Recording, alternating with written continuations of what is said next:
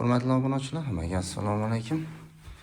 İcra 2 xonali kvartiramız 60 kvadrat, ikinci etajda joylashgan. Ideal remontda 100% mebel texnikalari bilan ijaraga beriladi. 250 dollar. Giraverish перехожкamiz mebellari, yine kolye botadon rakovinalari. Bu yanımız zal, bu yanımız spalni sistemali, konditsioneri, televizori, холодильник, avtomat kirma shillari, холодильник, hamma narsasi bor. Banisi da patolog kafel, hamma narsasi toza, hech kim yashamagan. Yanımız kuxnasi, oturup çay içadigan yerlari, kuxinni mebel, gaz plita, bandana холодильниклari, gilamlar ham tozali. Yaşalmağa uyumuz. İndabanı doğrusu kamuş kamburtlu yanı. Spalnimiz. Bir yanda şkafları taze. Gilam hemen narsasi ideal derecede bir açık balkonu var.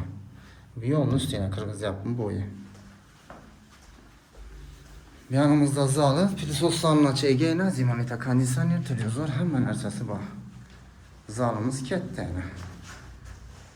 Körpaçanızda gelip yaşıyoruz. Daha böyle böyle yapışınızda spanyam koyup 250 dolar ekrandaki numarayla alaka çıkarırsa sağ olun bizlere abone olup koyun. Şimdi acayip videoların türbemesi gücü.